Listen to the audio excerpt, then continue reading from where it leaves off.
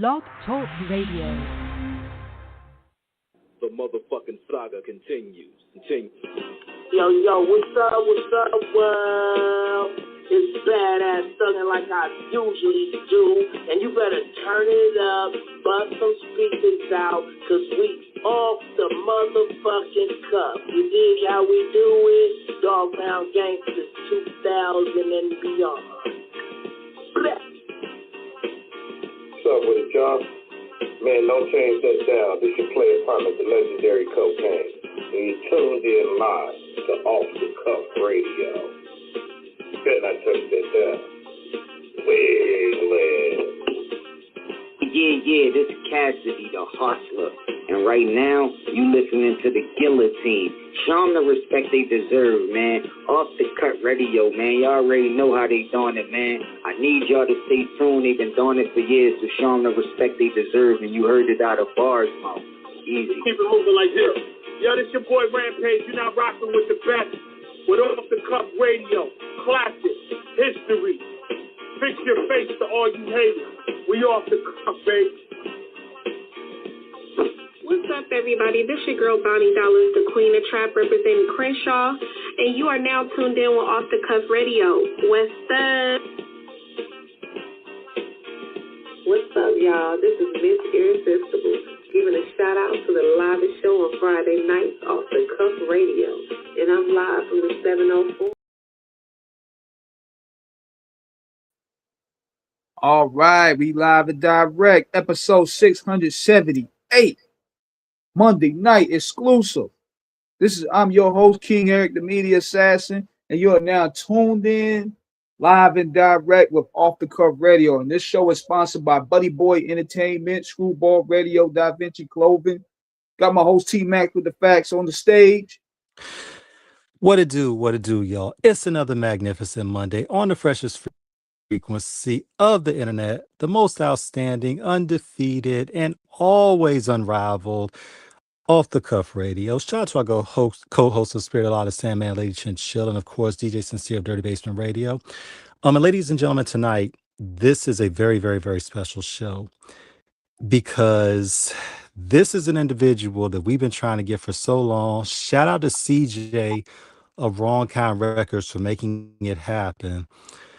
This gentleman we have tonight is one of the most distinguished, legendary, absolutely awesome, and poetically powerful MCs coming out of California, where you have the Bay Area, known for the gangster rap. Nestled beneath is San Diego, representing that 619.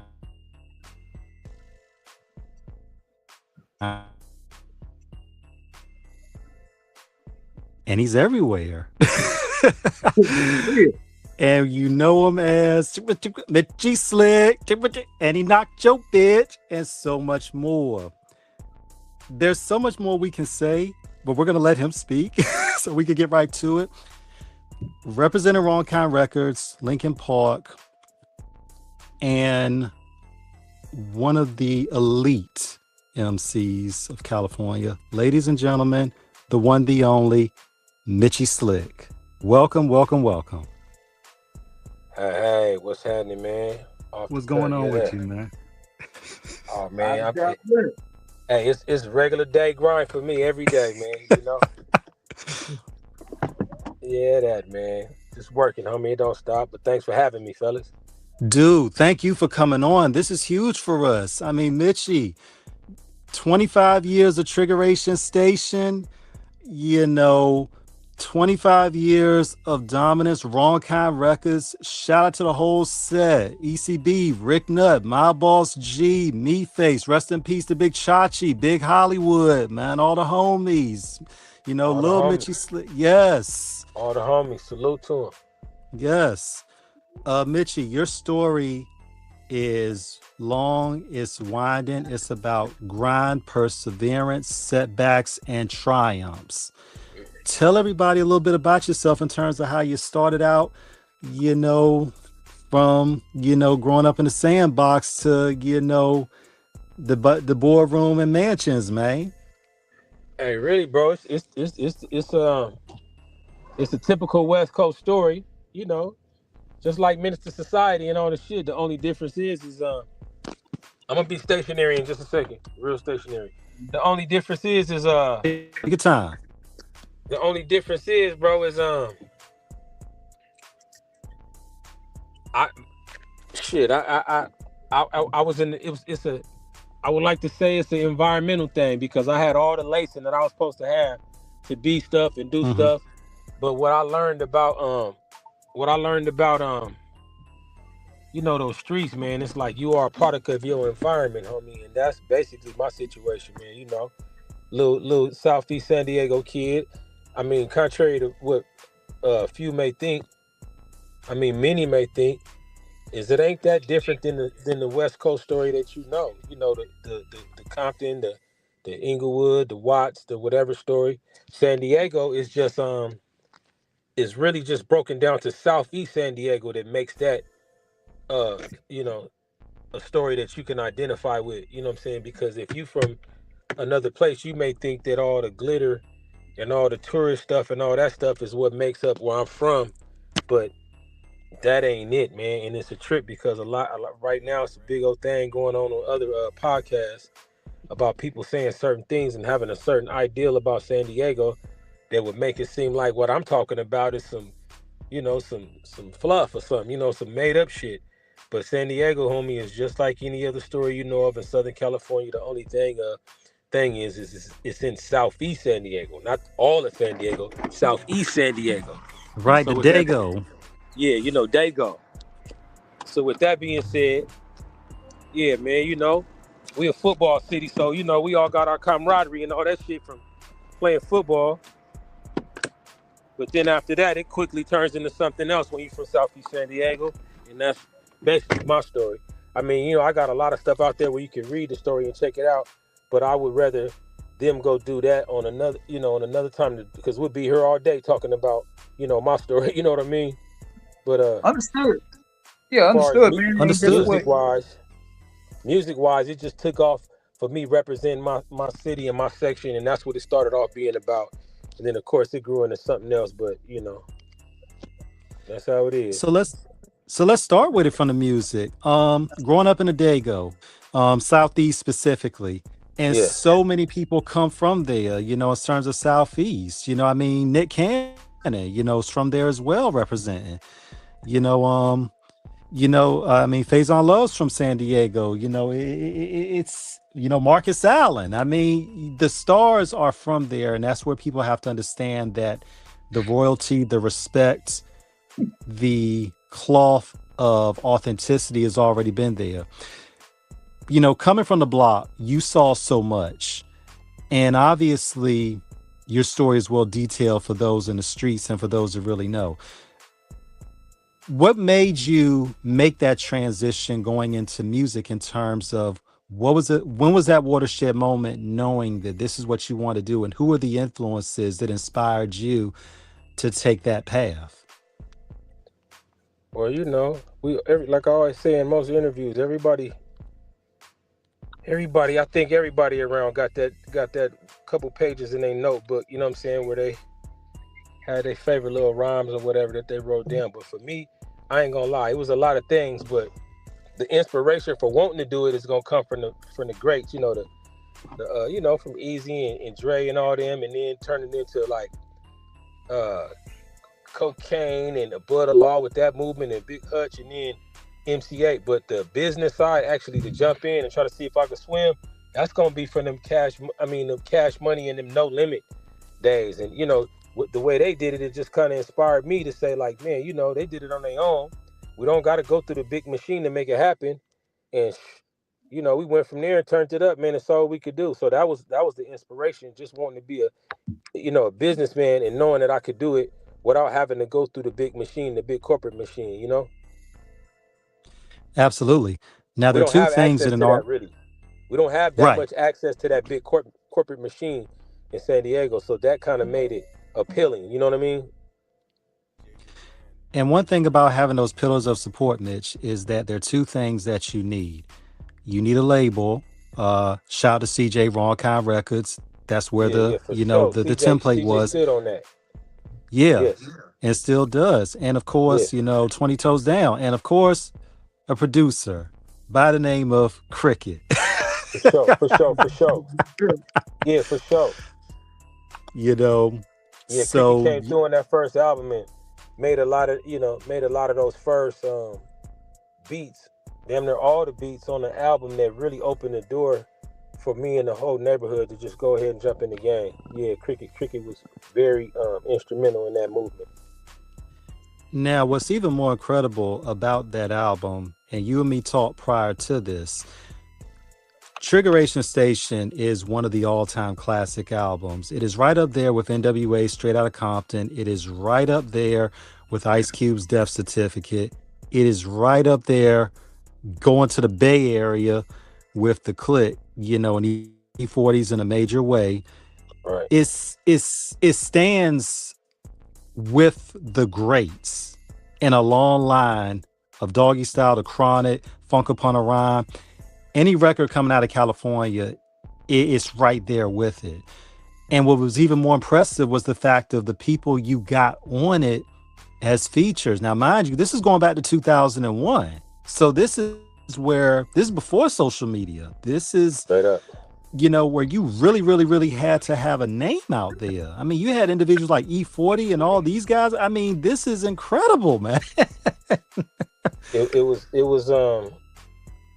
like I said, a lot of homies came together to make that happen. Back then, it wasn't like you had to really be outside to do it, and I had to actually go and meet these cats and mingle with these cats in order to get some of these songs that y'all know now today is to be some of those classic songs or whatever. I had to really get outside to make that happen. I really And cashed out money, paper bag money, cashed out for a lot of them songs, E40 and Yuck Mouth and those artists at the time. Yeah. Hey, you know what? Another thing too that was very key coming out around your period was originality, man. Like you know that you had to go to the lab and really find and construct your own identity. You couldn't sound like the next man. So what was your formula on like I'm Mitchy Slick? This is me. Like how do you were able to find your own voice? What it was I said, you know what? I'm gonna be the most authentic because at the time you figure it was like 50 Cent type of thing going on at the time. Who's real? Master P and them. They really was outside. You know what I mean? Like, and so my thing was, you know what? I'm gonna tell my story from a perspective that ain't nobody told the story from, and I'm gonna try to be as neutral and appealing to a particular group of subculture as I could possibly be. You know what I mean? And that was my approach. I'm gonna be the realest. And I mean, when I say real, I don't necessarily mean I'm talking about I'm gonna speak the realest stuff that they've heard on this topic yet. And I feel like that was my edge in the game. I was saying shit but see that it's a blessing and a curse because even to this day, I feel that I dove so far into the lifestyle of this. And when I say lifestyle, I mean not no gangster shit. No, I'm talking about Southern California gang culture. Straight up. Nothing. That's it. Yeah. I think I went so far in, it was so authentic to where it made it like kind of hard or almost impossible for people that hadn't actually lived that life to really be able to let it resonate on. They really couldn't get it. And I still feel like that to this day. You know what I mean? What made that record so powerful, because when you think about it, Mitch, this is 2001. We had never heard anything like that. I mean, I didn't get up on it till 2003. And we're going to talk about that when Source Magazine, when the other publications got hip to you. But you brought something to the table from a real life experience. This wasn't no play. You was really out there getting it in every way, so to be able to listening to some of the rhymes that you spit up, This is somebody who was just trying to put words together. Straight up. Nah. Your phone blanked a little bit. I want to answer that question completely. You know what I mean? What did you say now? Say it one more time. Right about me. Dude, I don't think Oh, you really yo, understood that impact that you had when you dropped it. Yeah. Nah, because to tell you the truth, we was really making that record to Um, just like we was really making that record to be like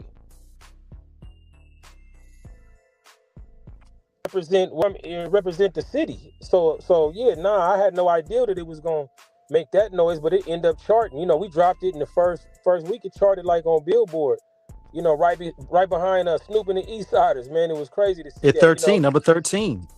It kind of made us all the homies like really feel Yeah. like, man, maybe we can really do this thing, this rap shit. You know what I mean? And that's something to make that pivot over to it. I mean, what was the process in terms of getting everybody together in terms of, I mean, because once you're making this pivot into doing music, you got to go through everything that a lot of rappers do. I mean, you're listening to beats, you're trying to find your flow, like King said. Um, it's, I mean, what was that like in terms of when it was getting the soldiers together and everybody's moving like a platoon in terms of studio time, in terms of obviously keeping your head on a swivel, writing the rhymes. How do you and Cricket get to link in terms of that became your go-to guy? What's the history with you and him? Me and Cricket went to high school together, man. You know what I'm saying? And Cricket used to come on the block and work with my brother next door. They was already making music, and I really was just being a fly on the wall, checking them out or whatever. But I always knew a Cricket and knew that he had dope rhymes, and I didn't know that he always made beats though. And he came and visited me at the studio one day after we hadn't been Hmm. around each other in a while. And when I heard the beats, I was like, man, that's the sound. That's the Dago sound. My thing, and at the time, you're right, it was about being original. So my thing was like, shit, it don't sound like nothing else nobody got out, and that's just something at the time. Like today, it's a little bit different. You know what I'm saying? Right now, if it don't sound like something else, most of the youngsters, are familiar with, then it don't really get past they slap meter. But back then, shit, you straight get outcast, man, for sounding like somebody else. Somebody that want to fight you sounding like somebody else. You know what I mean? And not and you know what I mean? And no, I ain't knocking the game, but it's different now. You know what I mean? When that trajectory of when the what was the pathway in terms of the album? Was it something you all just dropped, or was it something that you did the did the performances come after or a little bit beforehand in terms of getting your name out there on the music level? Because you were already out there on the street level. Everybody knew who you were Most from that side. definitely. And I Most definitely, and I think that's why they received me in San Diego because they already was familiar with me from the streets. You know what I mean? And so, um, yeah, man, the transition from that to that, and to have the homies around, we was already moving. We was already doing things together. So it just went like, and I was already like the boy in the neighborhood. So it's kind of like, well, this what we doing, y'all. And the homies is like, well, shit, the young homie official. He did everything he take to be a young homie and to be one of us. We trust him and believe in him, and the homies just rolled. They just rolled with it. And I gotta say, it wasn't just me. A lot of people tell that story. No, it wasn't just me. My music, nothing I ever did was ever just about me. You know what I mean? So the homies wanted to do it. We didn't know what we was doing, but the homies was having their paper right. So it was more out of a let's see what's happening, a fun thing. Wasn't nobody reaching in the bottom of the basement digging up the board. No, the homies had paper at the time, so they was like, if this what it takes, and they was seeing what the other CEOs and labels was doing, so they figured, they got their paper, we got our paper too. Let's go, and that's kind of how it went. What it mean to have such a support? Because, and I asked that question because for the opening caption of the Hill Shoot video, Right. you talked about how basically radio wasn't giving y'all that play, and you were like, we're gonna take it back to the streets and do this shit ourselves. But to Straight have up. the homies, the core group, get behind you, and not only get behind you, but you brought up everybody. I mean, Ryan Anthony would come after you. I mean, Oso Ocean, Mac 90, all the homies, you brought everybody with you as well. But what did that mean for all of you to come together and be like, we did this and we're still bringing people along up with us.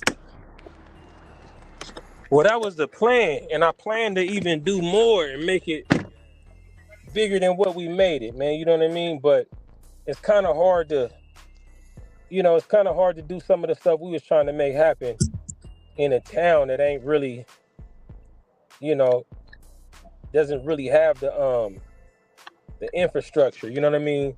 To make that market that you need. So I plan on even doing more than what we end up doing. You know what I'm saying? But that was the whole plan, man. That's how the homies I came up around was like, man. I didn't come up around the homies that you had to get it out on your own and do whatever. Now my big homies was like with all of us. You know what I'm saying? And then I turned around and just continued what my homies did for me. I hung around certain homies that if you was a certain type of young homie, they was gonna care about how you was doing or if you was eating or not. You know what I mean? And so that's all it was for me. I got an opportunity, so I'm gonna bring what I got to the table for the fellas, for the guys. You know what I mean? And so it wasn't really nothing, man. It's just how we do.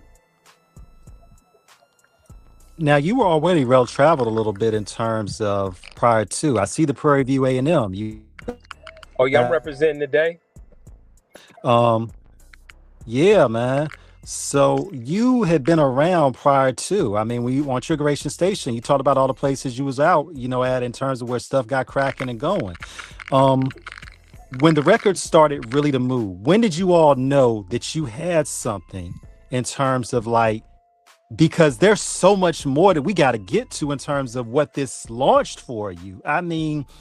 You work with the late great Nipsey Hussle. You did stuff with E40. You met Mac Dre. Shit, there's so much. Gladys Knight, man. This is a lot of stuff, man. Hey, it's a trip, and a lot of this came from just me being who I am and being around. See, because even as a youngster, man, I was doing a couple other things that the average little kid in the hood wasn't doing. You know what I mean? Moms and pops was exposing me to other stuff. I always was on my academics and all that. I wasn't no genius or no guru or nothing like that. But to be as caught up in the streets as I was, I still was handling that aspect of my life, as far as business and keeping the grades and all that, playing football. I was doing all that. So from all that, I got to be traveled and do a few other things that made me the type of cat that if you put me in the room, I'm gonna make something out of it. And a lot of cats don't understand today how important that is, especially when you being from San Diego or outer cities. You got to go to LA for the most part. I don't care what happens. If you get popping at some point, you're gonna have to go to LA. You're gonna have to go up there. You're gonna have to do the business. You're gonna have to have your meetings up there. You're gonna have to interact with the cats that's cracking in the game. Most of them up there. And so the thing is like if you don't know how to mingle, or if you ain't never been you ain't been socialized to where that you can mingle around cats that ain't just your type of people. And it's way harder, man. Being a San Diego cat, having to go to LA and be around people that's after the same piece of pie that you after. You know what I'm saying? And you not even from the city. You know what I'm saying? Like cats get rolled up doing that type of shit. You know what I mean? So unless you understand how to move and being in different arenas, and see, that's what a lot of cats don't understand. They think, oh, you got to go out of town. Yeah, it's one thing to go out of town, but when you get out of town and you hang around these people and you meet these people, like, how do they feel about you? Like, do they feel about you the way you want them to feel about you, or do you just know them? Do you know? Have you met them, or do you know them? You know what I mean? Do they invite you to the? Do they invite you to be in the places that everybody don't get invited to? Or are you just up here hanging around? How do they look at you? Are you acting do you look like you belong? Are you acting like you belong? Or are you just, you know what I'm saying? And a lot of cats don't understand. It's a lot more than just being able to rap. Because at the end of the day, shit, man, you can find somebody dope in every neighborhood, man. But how do you politic though? You know what I'm saying? How do your peers look at you? You can't be confused about how your peers view you. Because a lot of times people be delusional thinking that they something that they ain't. That's a gem. That's a gem right there. When you look at the music game today, Mitch, and what you said is all wisdom, and you are a guru and the genius of that articulation. What do artists have to understand from a business aspect of interactions and cultivating those relationships with people outside of their immediate section? In terms of, just being a likable person that people really are like, okay, we really see, not only does this person have talent, but he's a good person that we can really, really build with in other aspects. Well, the thing is you got to be able to read the room and know, like, say for instance, it's a lot of Mm-hmm. things that you won't even understand being from San Diego when you go up to LA or when you go to the Bay. You won't understand how they're viewing how you are, certain things you say, or you reacting to this. And I know this seems very simple and cliche-ish to be talking about this gang shit all the time, because I'm way beyond that. You know what I'm saying? I'm the fucking. I understand how ignorant a lot of that shit was and everything. But the times we talking about, when you speaking about these back times, this is what was this is what was a major factor in what you did every day, how you mingle, who you was with, what cats you was around. And being from San Diego, it's just certain shit that you just can't say that we used to saying every day. Going to the Bay, they gonna say certain shit. You gotta be knowing what their shit is to know how to react. You know, in LA, you might be around some you in a city that is not as comfortable for this particular color of guys as it is for this guys, and then in San Diego it's opposite. So the comfortability you feel being in San Diego, being from this side of the tracks, you go up to LA with that same shit, and you'll last one day. So what I mean is being able to be, like you said, I was traveled. Man, I had, by the time I started making music, man, I had already been out in Atlanta. I had already went out to Texas. I had already been in Vegas, moving around and shit like that. So, it was just one of those things. And that was one of the main things that I had to knock on wood about. I've been able to make them relationships. And come on, man.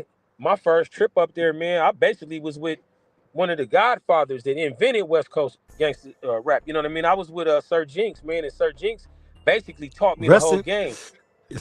Sir Jinx was nah. 5, 6 years off of doing the NWA shit or Ice Cube shit. You know what I mean? 7, 8 years off of that, to where that man had learned all the game and pretty much taught it to me. And a lot of stuff, I'm pretty sure he didn't even have intentions on teaching to me, but I got to see. I basically learned the game backwards. How you learn small and then you grow big. When I got with Jinx, I learned everything big. Like Triggeration Station, my first album, we mixed that on an SSL board, homie. You know what I'm saying? I spent a thousand Oh dollars to mix wow. every. I spent $1,000 to mix every song on that little underground street album. You know what I'm saying? I didn't even know no other way. You know, back then it wasn't no way to come out and use the homie because he got some program to mix and videos was $10,000. Like you made a $10,000 video and it wasn't even nowhere to see the video. You had to make the $10,000 video and try to parlay and bargain your way on the BET or Rap City and don't even know how to do it. You know what I'm saying? But you know you can't get on if you ain't got no video. You know what I'm saying? So Right, right. now these little cats can make a video for $200. And this is all the more amazing because we're getting this history. And shout out to Jinx, man. Respect. We interviewed him a few years ago. Had a great interview with him. One of the respect to the Godfather, man. Um, like we keep saying, this is a time where artists really relied on it to where your music was dope, but you had to hope this somebody was gonna see it. Um, when it really started, when did you all know you had something? Well, I Did knew you I all know had you something. had We some?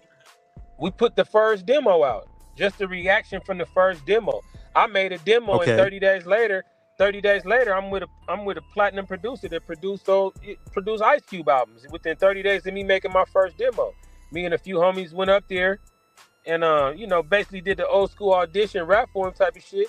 And I guess the homie just felt the way about me and just told me to keep coming back. A couple of us to come back, and then from that, man, just boot camp began. You know what I mean? And then from that Mm-hmm. transitioned into me meeting Strong Arm Steady and all the fellas, King T and the Liquor Crew, Exhibit, Feel the Exhibit, Agony, Craw J Done. Roll, Feel the Yes. Agony, Crying Down, Chase Infinite, all them cats.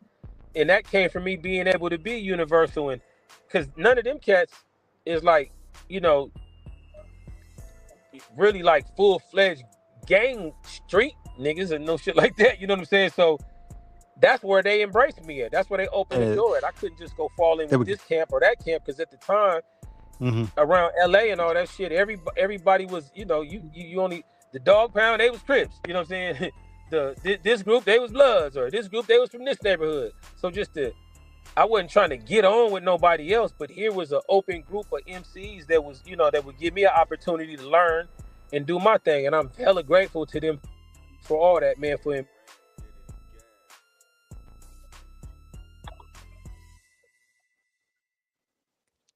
We gonna have him back in a Hold sec, on, we're y'all. gonna We try gonna to have him bring back him in a back. sec. That's, that's how it be sometime, man. What we building right here. Hold on, we'll have him bring him right back. All right, all right. Another Yeah, I'm gonna Monday kick him in night and bring him back. of the most. So if he All listening, right. I'm gonna boot him out, and you can come right back, bro. Yeah, we back in live and direct, man. We got Mitchy Slick, episode 678 off the cuff radio, live and direct, man. He gonna be back with us shortly. Yeah, that. Yeah, we getting a lot of good history going on about the Diego politics with LA, and he's letting you know how hard it is to navigate. It's a difficulty in this game.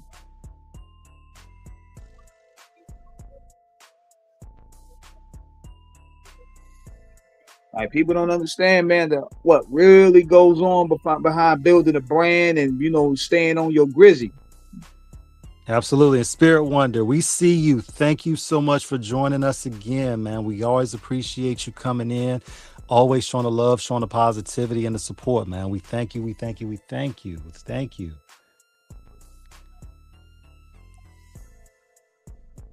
So yeah, I Yeah, but mean, King. he was hitting home with a lot of stuff on what a lot of people need to know getting into this jungle called the music business, man. Like it's more than just making dope music. You got to pretty much be the package. You got to be the navigator. You got to be the negotiator. You got to sometimes be the manager. You got a whole lot to pretty much carry going into this thing, Yeah. And it's about being a people person above all, man. When we listen to him give the jewels of it, you can't be under delusion about who you are and how people are going to perceive you. And we got him back. Yeah, stream y'all be doing that sometimes, But you back, bro. Okay, right on, homie, right on. We here, we good. Yeah, we man, got you. because Yeah. what we was building, what we was building on, man, we was letting you know that what you was hitting in was it's a lot that goes into it when it comes to this networking, because especially back at that time when we was coming up and you guys was coming up, you had to go face to face, territory to territory. These niggas got it good today. They could just not network on the computer, send an email, call it a day. I ain't mad at you. It might be a little easier for them, but I tell you one thing they got now, they got more competition than we had. I know that. More than ever, because now you're Because man, competing with the it's a algorithm. nigga dropping an album every 22 seconds. That's facts. I mean, when you think about it, and you speak so highly, and you are such a supporter of Lincoln High School, go Hornets. Straight up, man. I mean, what does it mean for you coming out the hood, man, to really show the young people? Not only have y'all been like dominating, winning championships, you all have sent a lot of young niggas to D1 colleges and to the league, man. What does that mean to see that next generation of individuals who are excelling outside of music and showing that the diversity of the hustle is multifaceted and not relegated to one discipline? What it is in San Diego, man, we might not we probably haven't mastered like a lot of the other streams and revenue streams that a lot of other fast moving cities have. San Diego's a kind of OG type of city, you know what I'm saying? Like they kind of keep it like strict to the basis of what street cats do, you know what I'm saying? All that venturing out and doing all this new fangled activities that all the young hustlers across San Diego kind of so man like acting maybe a little bit and music, and we got the streets, and the street cats kind of stick to what they do. But far as just being entrepreneurs and having this new stuff, but the one thing we do have in San Diego is we got. That's facts. That is facts indeed. We lost him for a set, but we're gonna get him back in a minute. I mean, like he said, man, it's all about just showing everybody a different way, a different means. You still keep it gangster to the core, but still it's about being able to show that there's more behind it. Um, Definitely life lessons that can be imparted to any generation in any time. It's not relegated to just one period. It's about taking that class and you're still forever enrolled as a student, still learning. And there's nothing wrong with learning, indeed. Yeah, I be thinking sometimes when we doing StreamYard and when people are at certain areas, it sometimes goes in Hmm. and out. You know what I'm saying? But we got them back Absolutely. We now. got them back. Yeah, sometimes it does that with StreamYard, bro. Like you could be in certain areas where your connection is at. I'm back, bro. Yeah, we Okay, we here. got you. So obviously you and your label head CJ, known CJ some years. Honorable, reputable. Those are just two of the words that begin to describe him, and there's so many more superlatives of greatness and integrity that I can't even begin to describe. Describe you and him's relationship in terms of how y'all clicked in terms of the hood and then really making this a business venture that was very lucrative and profitable for both of you. See what CJ Marelli, man. So as a young cat, CJ just brought the knowledge to me and the young cats I was hanging around. You know what I'm saying? A lot of times you might not get the game from your pops or from the elders that's trying to give you the right path, and you will look to your older homies, and that's what we did a lot. Me and Mike looked to CJ a lot for a lot of the things that we needed to know moving around in the streets and all that. And then CJ just saw it all materialize and helped me from day one. I mean, CJ literally, like, I'm gonna tell you straight up, if it wasn't for CJ, it wouldn't be the Mitchy Slick that y'all know today, because he the one that did the majority of the footwork. CJ went and got a job at the record store, the main record store in the city, just so that he could uh, um, um, oversee the movement and getting the word out of all the first records. You know what I'm saying? CJ used to hop on a trolley. CJ had the Black 65 Impala on Dayton's and had the El Camino on Dayton's, but he still hop on that trek on that train every day and pass my flyers out and communicating and familiarize with all his, you know what I'm saying, all the youngsters in the city with my project. He did that by hand. He'll just hop on a trolley and ride from this side of town all the way to the next damn near El Cajon City or something, just passing out flyers and getting everybody up on Mitchy Slick. So I'm talking about, man, I owe a lot of this shit, man, to CJ. That's the reason why he been with me every day. He can't do no wrong with me, and any opportunity come across the table, I'm turning my family onto that, man, because he did that for me, you know. Um, for those that don't understand the work that this man put in, as I said, me and CJ, go back some years, and I'm all the way in Virginia. Right. And this is going back to the beginning. This is like going back to, Facebook some years. And from the first time we clicked, man, I mean, everything you said, I'm 1000% with you on. I mean, this That's dude CJ. has been, what does it mean to have somebody in your corner like that? Because we see so many of these young niggas crashing out, not having the guidance, even from the street level, to tell them, yes, this is what we were doing, but this is what we're doing now that's legal, profitable, and is safer. Man. Really, man, team is everything. And that's Mm-hmm. a lot of stuff that us just as black folks don't really understand. And the ones of us that do, them is the ones that's successful. But man, if you ain't got a squad, homie, that's that's willing to do a lot of cause I ain't seen an artist yet that's good enough. I'm gonna tell you, and I know LaRussell ain't doing it all by himself either. LaRussell seemed to be Right. one of the main artists on the West Coast that kind of understand all aspects it takes to maximize the abilities of a song, a project, of your likeness, of your name, of your brand. But man, a lot of us, man, we need teammates, man. I know LaRussell got teammates too. I know he does, but you gotta have that somebody that's being over there. Yeah. It's like a squad, man. You can't play quarterback, receiver, running back, and play the line. Nah, you let the big And you dude got, play the line. You let the fast nigga play yeah. receiver. You know what I'm saying? Then you let it all to come. Don't be afraid to share the wealth, man. That's the thing. And the first bit of information or advice I'm gonna give to any artist, man, when you go set up your distribution, man, they got ways for you to delegate certain amounts of that project to other people. Man, go get somebody that does your numbers and your or does something that makes phone calls for you. Go designate a small percent of your monthly check to this cat, even if you ain't got the money to outpay him right. at least give him a piece of it so that he can feel like he a part of your journey. Because ain't no way for nobody, and I had to learn that in the beginning.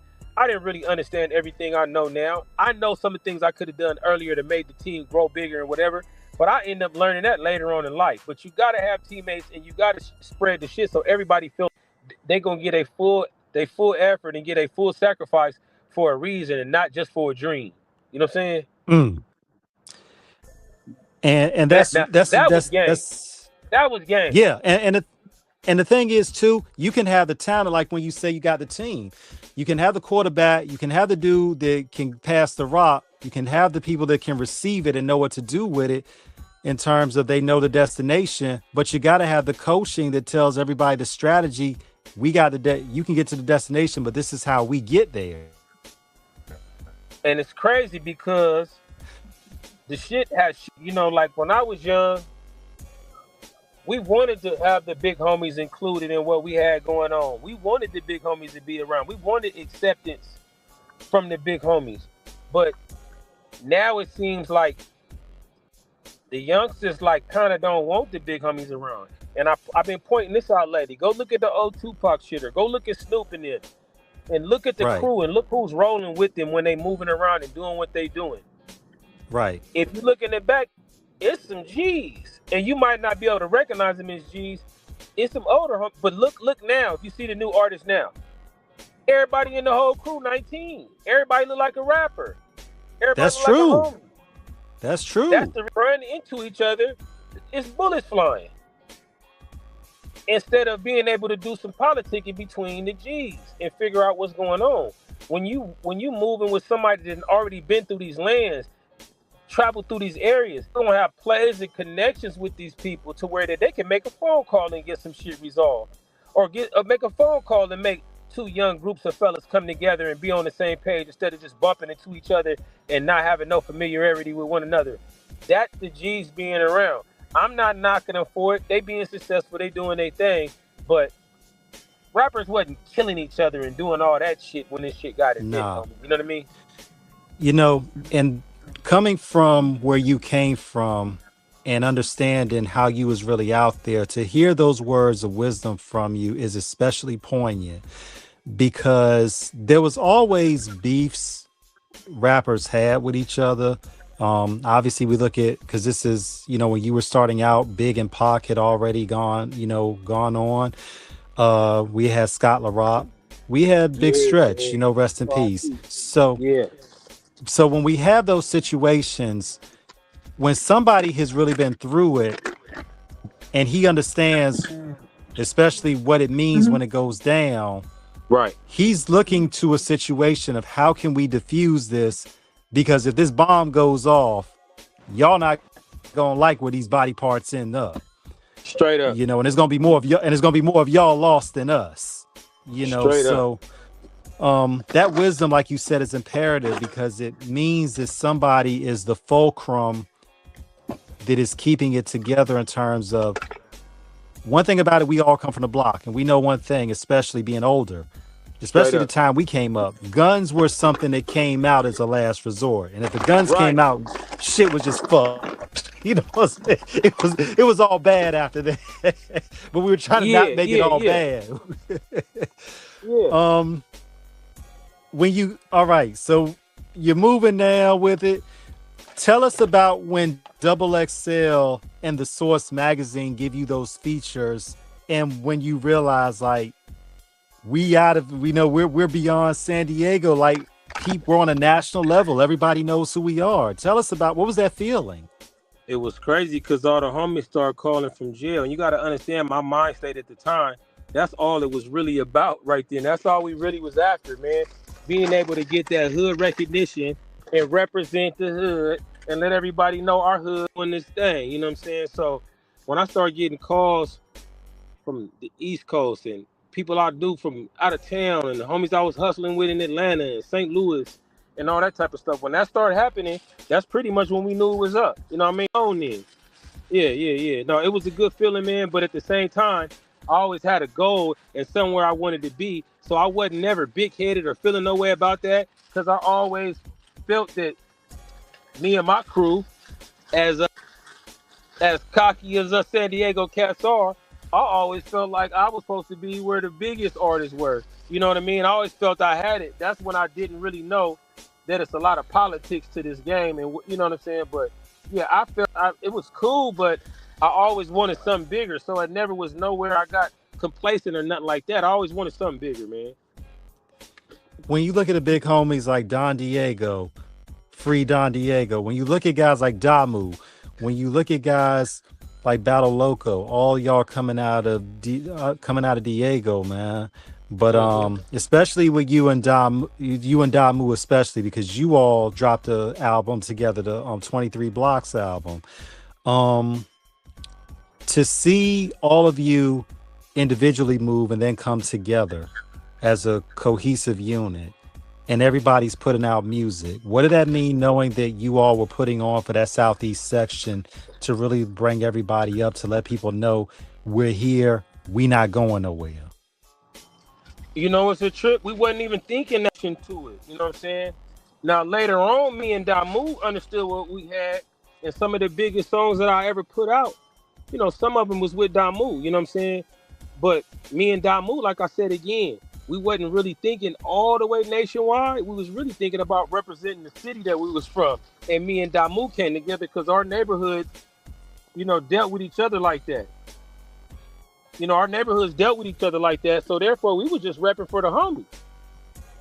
Man, look, I mean, and the thing is, it's connected heavy, 5 9s and all that. So, Straight up. y'all was deep. You know what I'm saying? Shout out to the 5 9s. Um, when we look at your journey, Mitch, it also parallels another artist that you worked with that we're so sad it is gone because we were going to get him on the show, Nipsey Hussle. To My brother see Nip. what did that Straight up. yes, shout out 60s, man, we see y'all. Straight up to the homies. When you see you both had um his journey was a little bit different because he had a deal with Sony and then that kind of Right. fell apart and then he ended up going dolo and then ended up kind of starting all over again and making it work.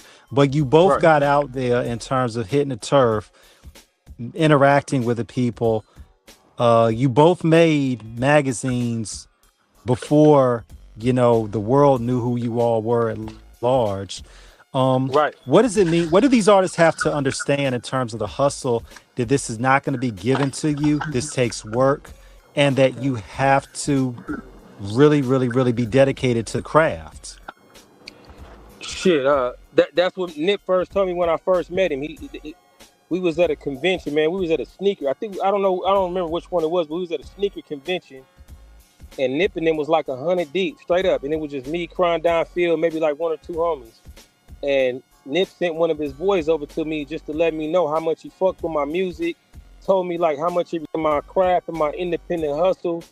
And then from that, he told me he wanted to work with me. Then after they got through doing his performance, he came over there, got with me. We locked in, and he just told me, "Slick, I've been listening to your shit.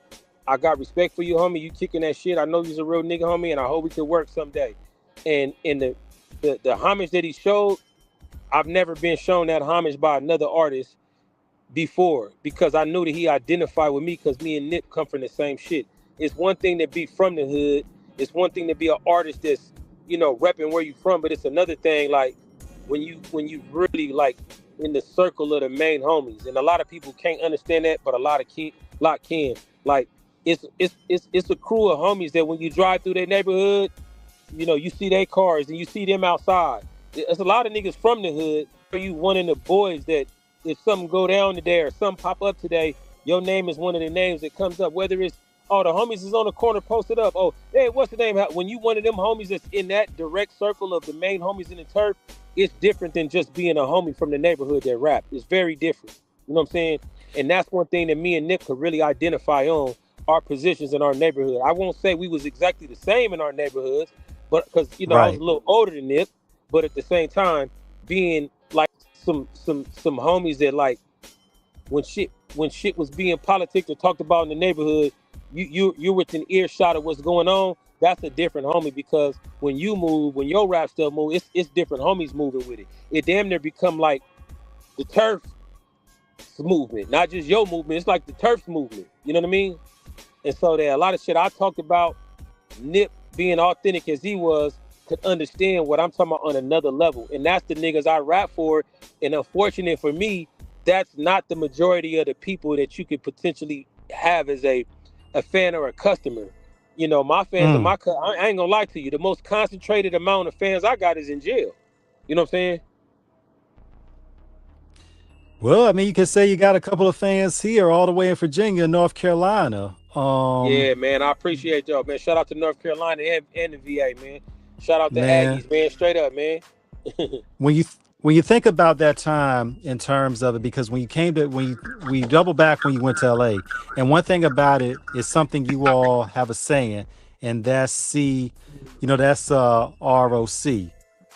Not but it's rock solid. Respect over color. Obviously, y'all Yes, come from different sets, but you understood what it meant in terms of you both were artists who were just trying to make it happen. right. And obviously, when you got to LA, that's when you would end up, touching base with the avenues. Rest in peace to Red Rum 187, of course. Come on, man. Rest in peace to Big Y. I Come on, mean, man. Them is the Godfathers, man, of this Namu shit, man. Straight up. yeah, man. I mean, when y'all got together for Won't Stop Being a Blood, man, what did that mean to have, Wacko, Big Y, Red Run, all of y'all on one track, really speaking about the turf politics and what it means to be down for the team? Man, all them records we did together, homie, we did that as an alliance. I don't know if people understood how close I am to a lot of them cats or how they really fuck with me and the homies and all that. But yeah, man, I don't know if we even really knew exactly what we was doing, because you got to understand, we did shit over a long period of time. The first songs is gonna start out Mm-hmm. is us just wanting to rap and be on and represent the game. And then later on, the songs you heard us making is us understanding who we were to the culture. And a lot of the Mm, rhymes you hear in them songs we made was about respecting the culture and not about no ignorant shit, man. It was about respecting the culture, you know what I'm saying? Having how to deal with the issues. Big Y had something that's me, a little quote he would say that stuck with me more than anything, and it resonated with me in so many aspects of everyday life with me, man. And Big Y would say, rappers get it the worst. mm, To a rapper in the neighborhood, everything is amplified 10 times, because a lot of the way people will respond to you, he didn't say all this, but this is how I picked it up. A lot of the ways that people will respond to you and what you do and what you say and how you move around the turf, it ain't just off you being a homie. It be a little bit of envy behind the decisions that they make about what they go think about you or what you did. That you do something that's 10 times worse. You know what I'm saying? You the rapper in the hood. You might get away with fucking a homie girl or some shit like that when you just a homie. But if you the rapper in the hood, you fucking nigga girl. Oh man, these niggas, boy, they want to kill your ass. You know what I'm saying? It's because it's already an aspect of that's that going on. You know facts. what I mean? Of a reason why they not feeling what you doing going on prior to that. So we didn't know what we was doing in the beginning, but later on the end, man, we kind of we felt that because so many cats depended on Y and Rum, and they really both played a position amongst our side of the track, man. Them dudes was like, I know a lot of cats, man, that them dudes helped their careers out so much.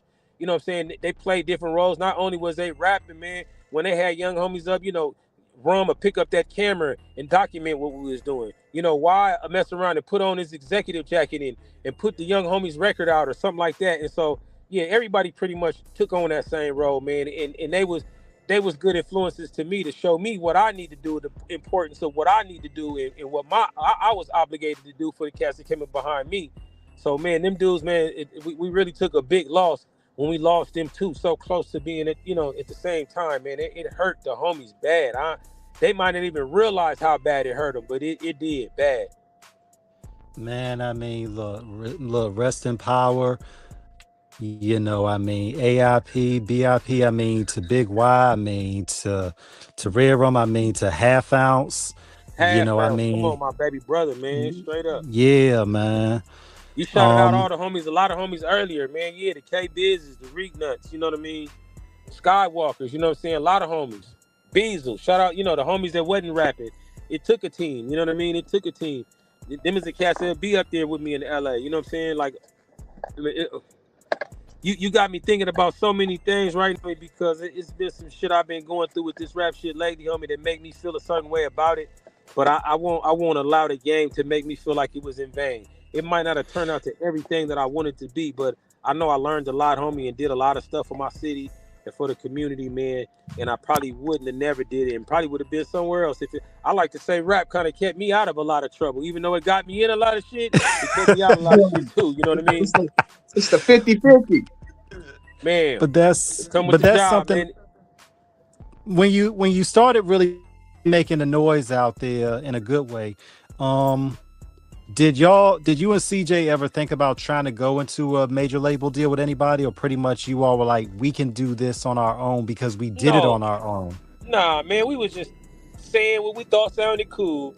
Oh, we independent, independent. A lot of cats don't know what that independent shit means. And so I ran a lot of opportunities away talking that independent shit, not really Mm-hmm. understanding like, nigga, if you running around here in brand new Benzes and Bentleys and Escalades, rap with your face on the side, and you talking this independent shit, then whoever that might want to fucking do some business with you, they're gonna look and say, well, there ain't no space for them to do business with you because you already got everything going on. And I think I stuck my you know what I'm saying, my mouth in I mean my foot in my mouth with a lot of that independent talk I was going on, not even really realizing that I didn't want to be. I was just being independent because I had to be independent. But if I had an Mm-hmm. opportunity to take a bag, because I mean, 50, what they call that, the 360 deals wasn't out at the time. But I Right, understand why a right. 360 deal works right now. I get it. And I know that everybody that's really popping, they could talk this independent mess, but ain't nobody super big independent. You know what I mean?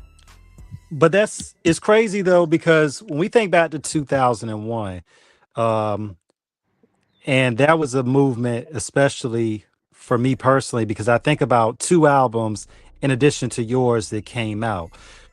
One was Core Mega, The Realness, Straight and up. the other one was the 41st Side by Lakey the Kid. Right. Um, so these were both independent records as well. And when we think about all three of you, King and myself, we always respected you guys from a perspective of you as individuals didn't move. You were new jacks coming into the game of rap, but you were not novices in the street. Like you said, Right. you had four Chevys on D's before you was 18. So you was Right. already moving out there with it. Straight up. Um, to have that level of maturity, calculation, most important, patience and understanding, and also having the street ties, we see a time now where street culture, we have individuals trying to play out in it that don't really understand what it means to really be affiliated. And we got to be real on off the cuff. A lot of niggas got their head toe off and blowed off because they were playing with something they didn't understand, and they treated Facts. it as a fad, as actually really being cut from the fabric. What do these young artists today have to understand about coming up, and not even necessarily being from a gang, but just being from the streets and understanding how you handle yourself as a man and how you give respect to others who have not disrespected you? Man, what can I say, man? It's crazy because now it seems like a lot of it's hard to tell a young cat that when they can sit up and look at all their favorite rappers that's doing so good, all they careers was built off beef, and then doing everything that you saying not to do. And so the thing is you'll tell them, oh, you can't do that, and then they'll have an example for why you can do that, but then they won't be looking at for every one uh Chief Keef, you know, it's 5,000 TKs. You know what I'm saying? I mean, Right, yeah. right. I mean, and And it's so, crazy, Mitch, because Chief Keef is the one that actually made it out and is still alive out of O Block in Chicago. He made it out. but that's the point I'm making. Everybody, they'll look at Chief Keef and figure you can do that shit. But Right. the thing is for every one Chief Keef, it's a 5,000 little homies in the hood that came out and did that, and they no longer here, man. You know what I mean? And a lot of this shit is like crazy. Like when you get a little older, but then when you young, peer pressure is something crazy, homie.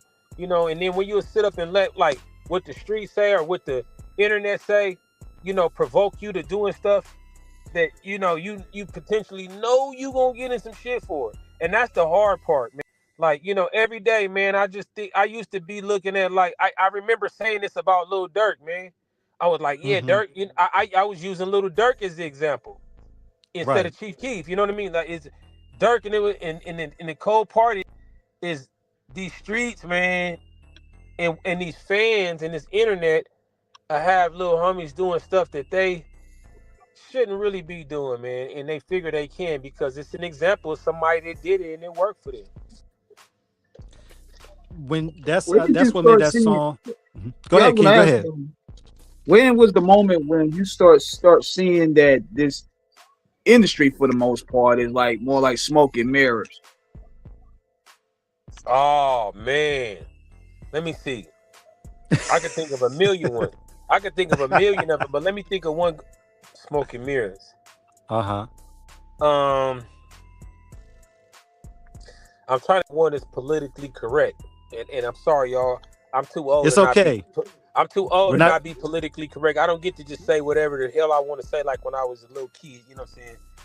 So now, what I would say, um, smoke and mirrors. I'm gonna tell you this. One small one, homie, is just mm-hmm. is when I saw oh, it's so many. I remember one, man. I was You ain't gotta give no names. You ain't gotta give no yeah, that's what I'm names. saying. I'm not gonna get a name. Okay, matter of fact, put it like this. Let's just go with a mild one. Yes, sir. Yes, sir.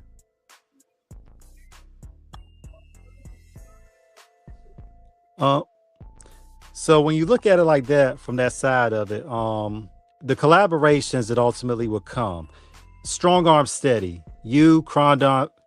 Okay, we lost him again, but we gonna get him back. Hey, you know it got real when I asked him that when y'all told it shut down. You saw that, right? Every time we about to get the good content, this is what happens. But it's Tell, all good I though. told y'all. Who sitting those bots over there?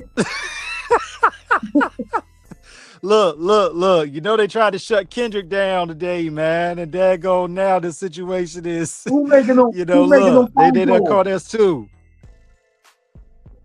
Who making them phone calls, man? I'm looking at Spirit Wonder in the comments with the laughing emoji.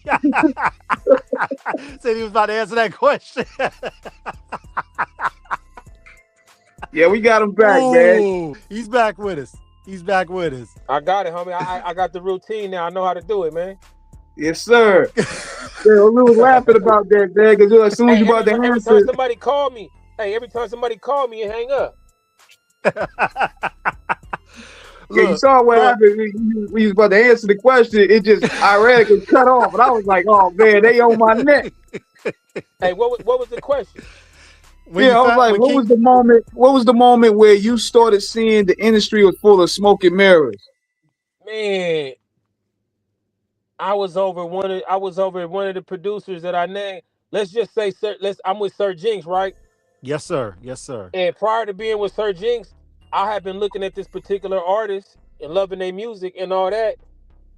And then, okay, I could say two names, but I ain't gonna say the third name. Okay. And I tripped because he was letting me hear these tapes of the old school answer machine tapes Okay. of Dale the Funky Homo Sapien. Okay. Saying, hieroglyphics. Shout out hieroglyphics. Straight up. I heard him saying the raps on this tape that was gonna be used for another artist that we had been listening to. Whoa. So Dale was writing the raps, and this artist was, and I'm like, damn, oh, this is the original rap to that song. And it ain't like that was some devastating shit or something, but that's the first time I was like, okay, you know what? This ain't everything I thought it was. But then a lot of stuff after that started unraveling, man, to where I just finally understood, like, it's about how you rhyme, it's about your craft and all that. But if you look around, man, damn near everybody in the damn music industry, one way or another, is related or some shit like that. You know what I mean? Like for real, you'd be surprised how many cats in the industry, executives or label CEOs, are relatives of the artists. Like, Yeah. come on now. I ain't mad at it, I, but I know for sure, if my uncle was the CEO up there at Sony, it'd been a little different. You know what I mean? Yeah, you know they call I mean, it you the look good at old Dell boy and Ice clip. Cube. They call it the good old boy Yeah, I mean, clip. you look at Dell and Ice Cube. Yeah, You Dell and feel? Ice Cube, they're cousins. You know what I'm saying? Come on now. You know, Hey, Dr. Dre and so Sir it's Jinx, they cousin. yeah. I mean, And so it's I mean, Warren G, and Dre, they have brothers. You know what I'm saying? They come brothers. You know what I'm on, saying? So man. it's like it goes. Snoop and Daz, they related. They cousins. Yeah. I mean, him. So this I'm is a what I'm corrupt all saying. of them. When you start looking at these things, you Yeah. start understanding like, okay, wait a minute, man. It's a little bit more to this than what I actually thought. You know what I mean? Yeah. So obviously, Triggeration Station is the starting point. When we talk about a handgunner series, when we're talking about, Mitchy does it. I mean, it's so much more. I mean, and then we haven't even got to the Strong Arm Steady. You, Crondon, Feel the Agony, Exhibit. How did y'all come together for that super group? Basically it was a mixtape time. It was, when everybody was dropping the mixtape crazy. G Unit, Dipset was murdering shit. You know what I mean? We basically stood up and said, you know what? We're gonna take the fate for the West Coast, and we jumped up and just started serving them, and that's what a strong arm robbery meant. We was jacking the beats, taking the beats and rhyming over the other beats, and so that the Far Eye and Chase Infinite, beats by DJ Khalil, Crondon, the Chocolate Tie and the Barbershop MCs and man, so many Sean D's and the homies. So many homies was hopping on these mixtapes. I know I probably forgot a couple homies, but shit, Razcast and Saphir. You know what I'm saying? We was just Yeah. taking the approach of, but the thing was me, Cron, and Phil was the only ones that didn't have a deal. So when X went on tour, X would take Crondon, and then X started taking my big homie Black Reese, and then X started taking Ag, and then before you know it, shit, I'm on the road. I mean, I'm paying my way, but then I'm earning my stripes. You know what I'm saying? And then X went on and started doing other stuff, especially with the West Coast. What was that shit? The Smoke Tour. Pimp My Ride. Oh, Pimp My Ride. Okay, Pimp My Ride. Okay. Pimp My Ride came. That boy bag was so crazy with that, it was hard to get him to come do the shit that we had, where he had to split the bread with 4 homies and not go do that. And so from that, just built a little restlessness with the group. And so then, Talib Kweli came around and had Blacksmith Records with the homie Corey Smith. And then, man, a lot of stuff transpired. It kind of like threw a monkey wrench in the plans that X had for the group. I didn't really know. I was just rapping, man. I was glad to be there. I didn't tell you the truth. I didn't even think I would be able to get this far in the music with all the luck I was having just with life in general. And so I was just rolling. We ended up doing that deal with Blacksmith, whatever. It was cool. We toured other Europe and all over America and all that with Qua. I love that brother, man. That's one of my dearest rap partners. You know what I'm saying? He showed me a lot of love, made me feel like family. You know what I'm saying? Especially on another genre of his music that wasn't necessarily my home. So shout out to Quad, Corey Smith, and from there, man, I think the homie Jank, which we can't leave out Janky, man. Janky was a instrumental. I mean, a very, very, very important part of the mission, man. That was my brother from Dago, man, that played the role of maybe like a manager for me and a CEO for the label. And man, he was there filming and making a lot of executive moves for us. And that's how I got into magazines, because Jank was politicking there, them double XLs and them Source magazines and stuff like that. And he ended up passing away. I think it was Rest in 07 or power. something like that, man. And we lost Jank, and that really threw a monkey wrench in what I had going on, because I was doing all the talent side. He was doing all the executive side, and I lost that with Jank. So that set me back, man. I feel like it set me back a decade, man. You know what I mean? It ain't really been the same since. because I ain't found nobody to fill that position. That no matter what, ride or die, always cutting for you, always looking for another opportunity for the two of y'all. I haven't had that from an executive pers- perspective. CJ is going to be marketing, making business moves at home. But far as getting out there, intermingling, you know what I'm saying, bumping elbows with the other cats, that was Janky's move. And when Jank passed away, man, you know, it really put a crippling blow to the whole movement. R.I.P. Janky.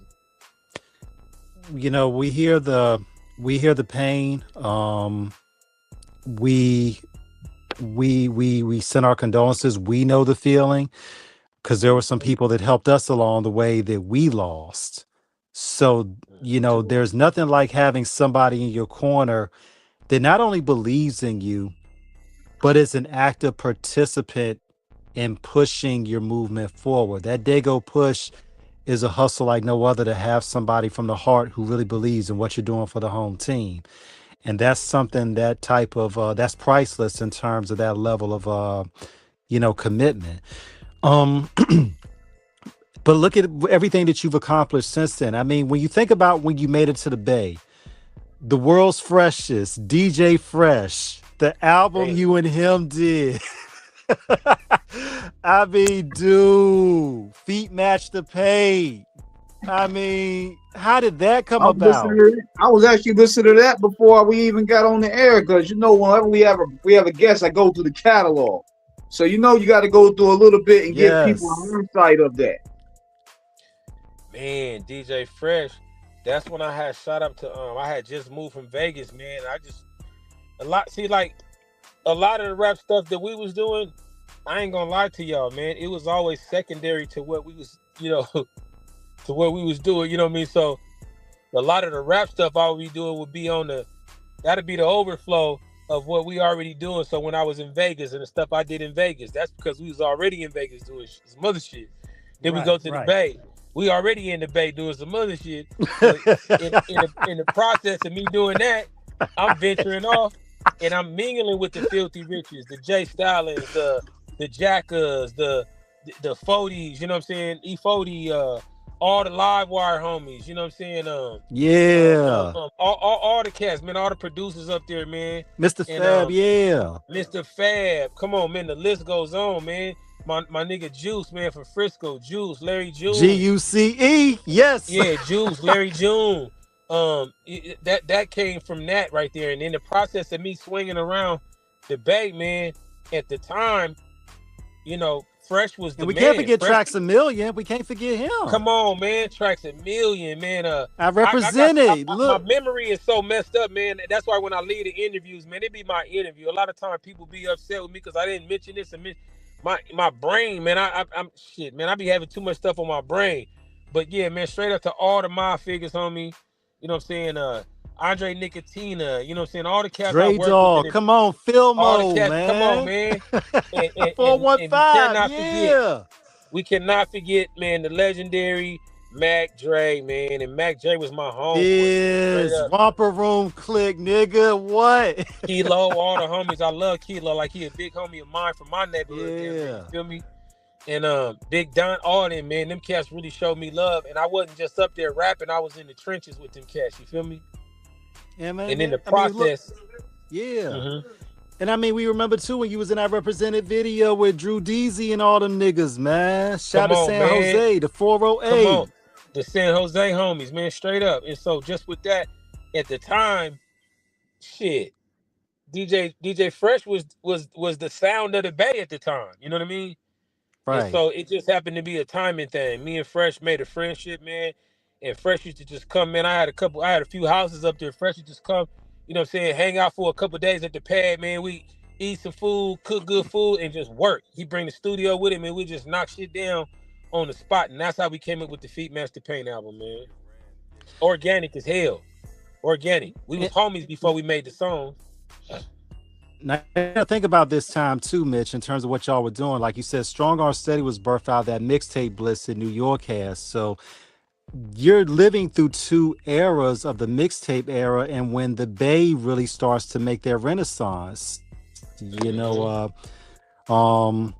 Even though Filthy and the nigga Kafani, we know about that funk they had with each other, but they were simultaneously part of that as well. That would lay it down, in terms of what they had. I mean, shit, we got to shout out, Oakland, Seminary, 47th International. I mean, Broadway, Franklin.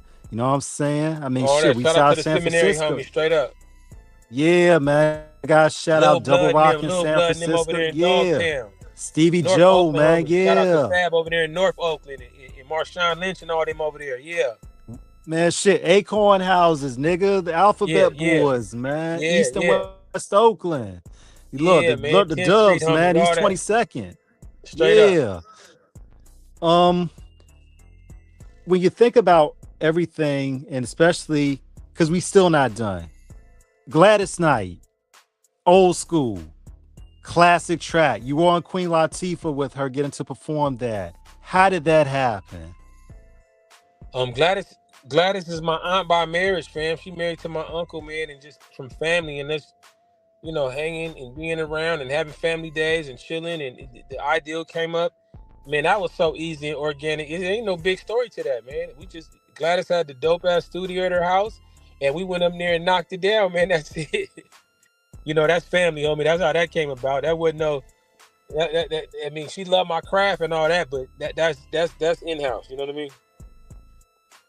But to have her coming from the generation where some of the older generation was not always so embracing, there are two women. She's one of them, and then the other is Maxine Waters. Shout out to Aunt Maxine, man, who has always stood tall and stood 10 toes for hip hop culture, and especially the West Coast. Straight up. The projects you have had are immense, extensive. Sir Veterano, Everybody Hates Mitch. I got the first run of it when you and him signed it. And we hit him and we lost him again. But we gonna get him back on. But yeah, man, I mean, King, this is like classic. This is classic indeed. Off the Cuff Radio, episode 678. We are tapped in with the one and only Southeast Dago legend, doing it big. Mitchy Slick, representing Lincoln Park. Shout out to CJ. Shout out to Wrong Kind Records. Shout out to Rick Nut. All the homies. Mac 90, Ryan Anthony. Meatface. Everybody, man. All the whole clique. When we get to do shows like this, y'all, it's special because we get the history of what makes these artists not only legendary, but what makes them human. And at times people forget that before the glitter, before the glamour, before the fame, before everything, these are people with a real story. And when you're getting into the game of music, y'all, it's really about just wanting to be heard and for people to appreciate the craft and what you're trying to give to the world. And there's nothing greater than having a gift that has been bestowed to you from the Most High, that you are able to share with everybody, and that they're able to share in your joy and your expression, to hear about your experiences and how you articulate it. And that is something that cannot be taken lightly. We'd Off the Cuff have always wanted to have our platform open, full of warmth and consideration, compassion, and most importantly, respect for our guests to come on and to be comfortable to share their stories, good or bad, and everything in between, about how they feel about what's going on in every aspect. And that's something that I don't think really can be understated at all. Shout out to the high value nurse, CJ Kyles. Thank you for joining us. We see you in the chat queue. We appreciate you joining us. Just waiting for my folk to get back on air with me in terms of what's going on. I don't want to be talking y'all to death too much, filling up the space, but I'll be happy to keep it rolling till my peoples come back, till my brothers come back in, and we get this back rolling again. For all of our listeners out there, we appreciate you so much from day one who have supported us, and for all y'all that have come along on this journey with us, we appreciate you for the fact that you have been with us. We wouldn't have it any other way than to have everybody who has joined us listening, that we have been able to give you something in terms of education, in terms of humor, uh, and overall a good time. We have always wanted to just really make this an outlet where people can come and enjoy themselves in a very organic and real place and space of being able to know that this is what hip hop is an extension in terms of the podcasting lane. Dialogue is important, it's necessary, it's needed, and it should be facilitated with those that have a deep love and understanding and respect for the culture. Excuse me. Um, Having said all that, just waiting for my brothers to come back in the queue and we can get back going again. If you're listening on our YouTube channel, please feel free to chime in the chat and give us, give us your thoughts. Yes, sir. If you, Yeah, and man. there's one of my brothers right there. Yeah, shout out to my man CJ. You know what I'm saying? Tune in, lock Absolutely, in, man. absolutely, definitely. King, I mean, Yeah, he back. how great is how yeah, we got him back. We got him back. Yeah, we look, he's shaded up, man. Got the hater blockers on. Straight I up, got man. hater block. You need him. You need him out here in San Diego, homie. Straight up. Yeah, man. When you think about the when you look at what you've accomplished over the years, the respect of your peers, notoriety, you've been able to make a living with this, rocking some dope ass jewelry. I asked CJ did said one time about about the bling and the blinging things, and he's like, a sign of no business is no business. So y'all got to do it big to let everybody know what it is out there that y'all moving and shaking. In terms of all the projects you've done, tell us about the Handgunner series and how that came to pass. Like I said, a lot of that time, man, was just that was that period where the game really didn't know where they was going with, where the revenue was gonna come from the music we was making. LimeWire and all that shit was out. Remember all the other streaming sites where you could just get full mixtapes for free and all that.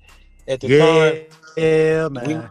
LimeWire was a risk back in the day, but it was look, worth it still was a market back then for hard copies. So, man, we was out the trunk with them Handgunner mixtapes, and it's crazy because the record stores was taking the CDs that we was just pressing at the house on our little CD burners. The record stores was taking them, and we was getting sound scans for them projects as well. You know what I mean? So that was just the era, man, of dropping music, man, out the trunk. Artwork made there. You burn the CD here, and then you go straight up to the swap meet and sell 1,000 CDs for $5 a pop to the store, and they sell them for $10, and then you back next week and you up the coast. That was the old school hustle, man. Actually selling CDs, man, straight up. Look, nigga, that's how we do. Look, that's how you get on the block in terms of that hand to hand, in terms of moving product, and that's how you distribute. Man, we was hand to hand. Now there's also one element too that we got to mention as well, that is also part of your illustrious history. That he's everywhere. Shout out to Rachel Butch. Tell us about that. Man, I don't know what I was thinking about at the time. I just had a little camera that I had in my hand that was a 4K HD camera, and I just started documenting everything I was doing. And this is before people was really utilizing their phone cameras to do stuff, or before social media. Right. This was you go straight to YouTube with it. You know what I mean? This was YouTube. You go straight to YouTube with it. So I would be documenting stuff on my little camera. I'll take it to Rachel, and she'll put it. I didn't have no idea. The making money and all that shit off of YouTube wasn't even an ideal or a thing at the time. So we didn't know what the hell we was doing. All I know is that I kicked something off, and then the next thing, I know you got these vlogs, but nobody wasn't doing this when I was doing this, and I wasn't doing it for no other reason, but just to show everybody what I was doing, because I figured if they find out what I'm doing and how I'm living, then I'm gonna be on, because that's what you think when you see, the artists you like. You don't know all the shit behind it, but I figured, man, they see how I'm out here balling and getting money and all the shit I'm doing.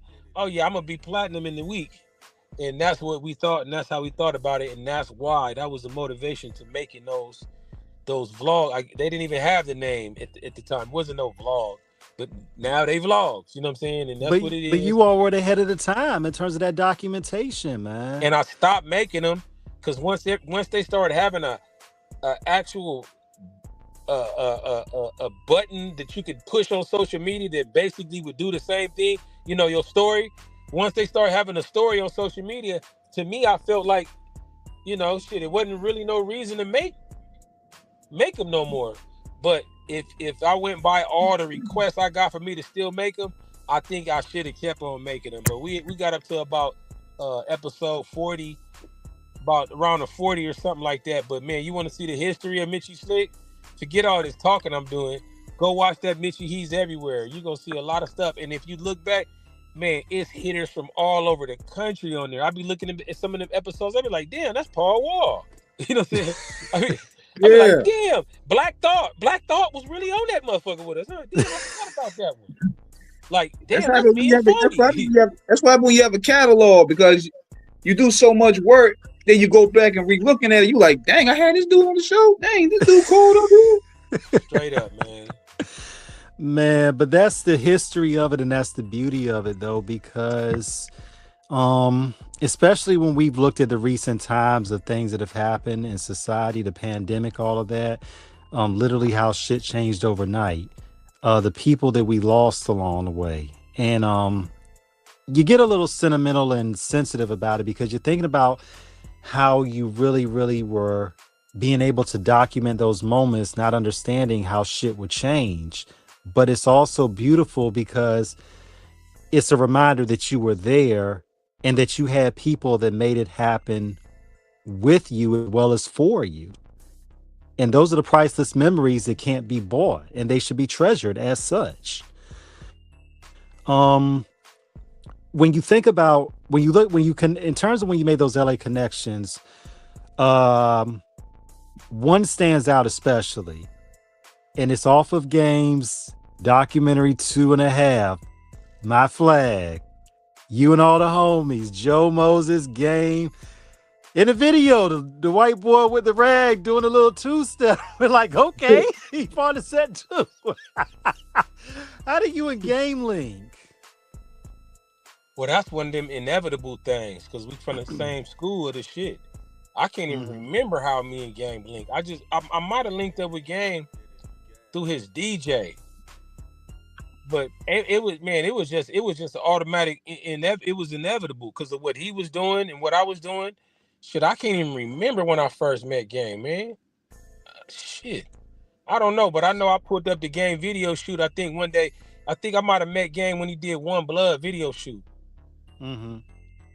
But from then on, man, it was all love, homie. And then I started fucking with Compton Menace, and you know that being Games right here, you know, Lil Relly or whatever at the time. You know, they was together tough, and then me and that's where me and Compton Menace made the song, you know, the Blood Niggas with Lil Wayne and shit. You know what I'm saying? From linking up there, you know what I mean? So like, I can't even remember when I met Game, but it's some of us in the game that it's just inevitable because we all part of that cloth, man. And you know what cloth I'm talking about. You know what I mean? Absolutely. Look, Cedar Block, Lincoln, 5-4, you know all what I'm saying, and Mo, you know what I'm saying? Trill, nigga. Yeah, get out there, man. Get it. And how did you and Wayne end up linking up to do something? Through Compton Menace. Homie, it didn't have nothing to do with me. It was all Compton Menace. And me and Compton Menace being as tight as we was at the time, he figured, man, I'm gonna get the nigga that I fuck with, that I think, you know what I'm saying, to fit on this song the most on the West Coast. And he already had, you know, we had already made the song. And Wayne, Compton Menace did something special for Wayne, man, something important in the street, you know what I'm saying, that led to him being a real nigga and returning the favor. And the favor that was returned was that verse on Blood Niggas, and it was history ever since. Thinking about it, you have, for the reputation of elite MCing, because listening to some of your shit, man, I'm like, this dude is just serious with it. But also from the street level, if there's any beef that you've had with other rappers, I've never heard about it. Right. And I think that's for a reason.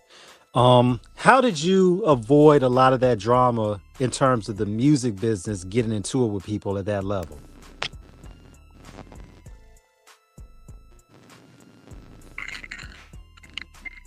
Y'all there? Yeah, yeah, we got Yeah, you. Yeah, how yeah. did you avoid Okay. like I said, if there was any drama you had with niggas in the street, we never knew about it. How did you pretty much avoid all of that conflict with other rappers in terms of diss tracks being traded back and forth? The main thing is this, man. I'm always one that feels like if y'all could talk shit to each other, then y'all could fight. If y'all could fight, then y'all could shoot. So I'm always looking In down. that order. I'm always looking down the line of whatever it is, and I Right. figure like, man, I take that shit too serious. You know what I'm saying? To be sitting up on some record talking about a nigga, like fuck talking, man. If you got a problem with a nigga, just do something. You know what I'm saying? And when you see him, and then with me, it ain't never been nothing serious enough about some rap shit. Like I don't love rap that much to be getting all hurt about some shit on the Mm. rap or somebody said about my song or music. You know, I just always thought that shit was weak as hell, man. That you know, like I hate. Listen, man, I hate rap I'm beef. laughing because of the way you say it, because I know you dead serious about it. Man, I hate rap beefing, man. I just really don't like it, man. You know, because Mm. you know, man, come on, man. You fucking around the rap beefing, and then something get cracking, and here you done talked all this shit on this record. Your ass going straight to jail. You And know, it, but bro, that's what niggas, Mitch, this is one thing about it.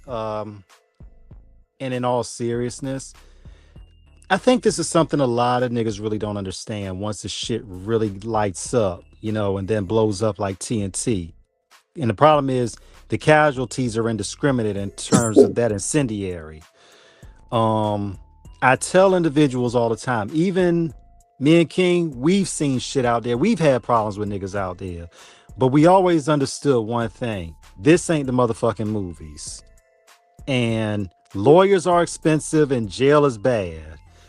And when it really, really jumps off, you see a lot of individuals that have lost their life or gone to prison. I mean, you look at the situation with Fulio and what happened down in Jacksonville. And them four boys, they got convicted and they were all looking at life sentences. And one of them boys broke down because of, that weight of what he did. He couldn't lift that shit no more. That shit fell on him. And it's like, um, I mean, that's a whole nother story, but it's just about when somebody has to be the man that's grown to understand, nigga, we grown and this ain't worth it. see, but that's the fucked up part because the internet and the people on the internet that don't understand how this shit goes, they'll really Mm-hmm. judge you off of what you said or didn't say on social media. But see, Right, when you a right. youngster, you will allow, without experience, you will allow the streets and what people say pump you up to do something that you know is only gonna lead you to a dumb place. But that's why I Mm. hate rap now, because you got a nigga that may not understand the level of that, and then they'll take your situation and how you looking at it now that you 50 years old, and they'll get it fucked up about you know what I'm trying to say, homie. Right, So right, on one right. hand, you No, thinking it's we, this. we, we, we Nah, nigga, it's did. that I know it's finna happen if we do this right here and get on talking about this shit. Right. And I know the outcome it is. But you don't care. But I do care though. You know what I'm saying? I got little ones coming up after me that, they don't eat unless I put, food on the table. You know what I'm saying? So if you don't understand that, then shit, I can't even be around you. I can't interact with you.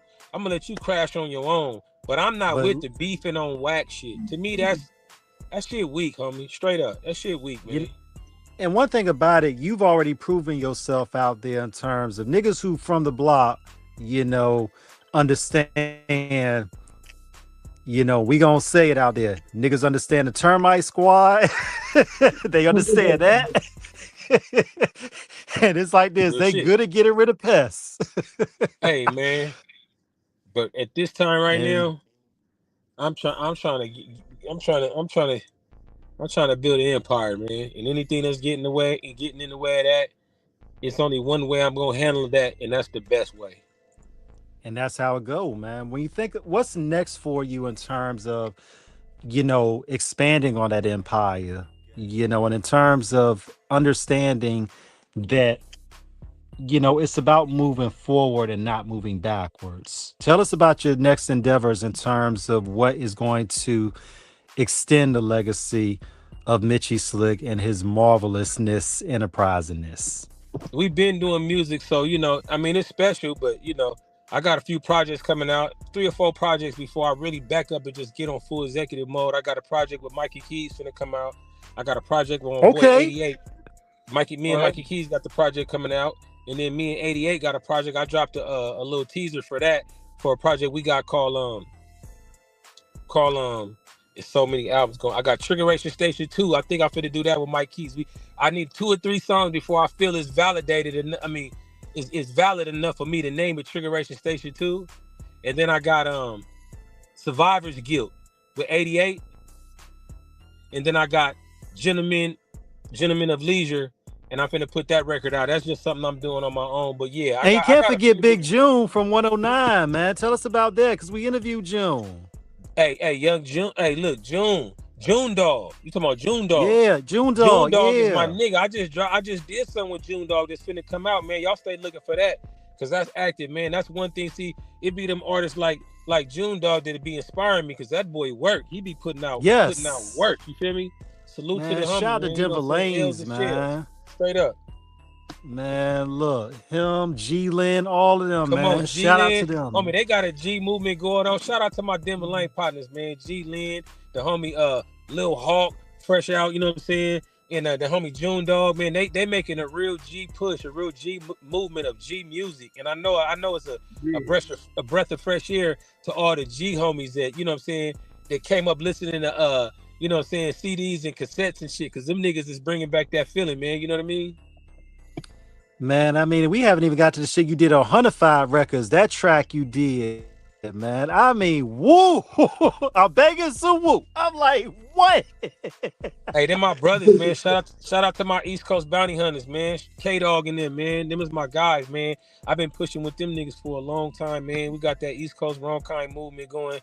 And man, anytime I touch down in New York, homie, it's just like when I touch down at, any other state, man. They show me the same love based off that brotherhood. We got this from here all the way to there. You know what I mean? Absolutely. Now, 105, Mike and yeah, that. Keys. Yeah, Oh, that man. Mike Keys album is crazy, man. Hey, I got a Dude, I joint on mean, there what? with Go ahead.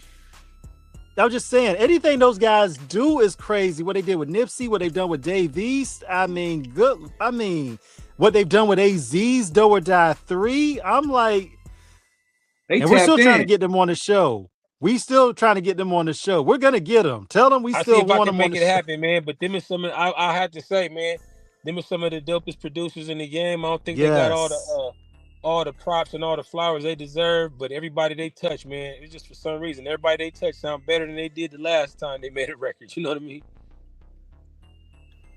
And I've Man, been the dealing with bros in them from, futuristics, from way is back, man. Futuristics from way back before they even started having big records, man. We would be, man. Listen, the big homie Reese, man, was managing them from the beginning, man. And I remember when we was over there in the jungles, man, in a little 1 bedroom, 2 bedroom apartment, whatever. The homies was over there banging out slaps, and we was just thugging. And then I ended up getting me a house up in Malibu, and I actually built Mikey Keys a studio in my pad, man, for them to work. And we made some records over there. We made that Blowing Cushion the Bentley homie song back then, and from then it's been quite a few records out there. They did the record with me and Nip, you know what I'm saying, Full Time, a few other records too, but the records we got right now really defines the relationship that I got with them cats, because it sounds like Mitchy Slick beats, man. Like for real, like my shit straight up.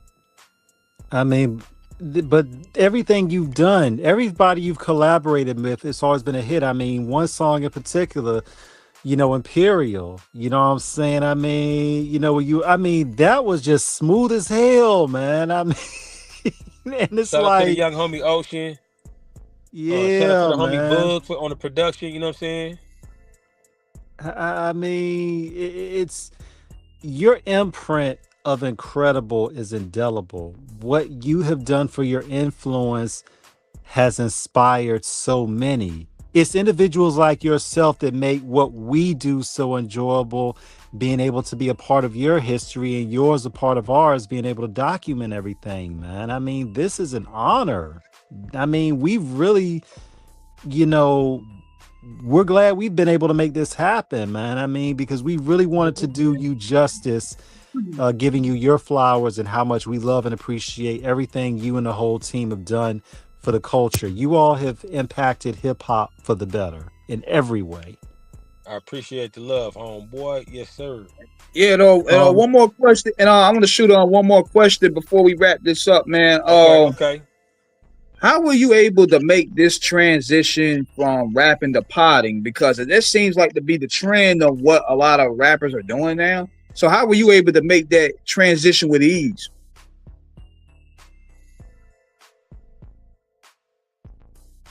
yeah. It wasn't no And bad when question. man, Damn. look, Right, look. it wasn't no bad questions. I mean, y'all don't have to be on my head, man.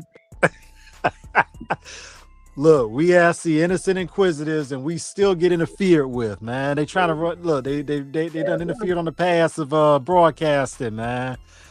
It's all right though. Yeah, that's all right All, though. We're gonna get it in shortly. This been a man, dope look, pill tonight. absolutely, man. For all of San Diego, the Southeast specifically, you know, you all have birthed a legend, a stalwart, a soldier, and most importantly, an inspiration for the next generation.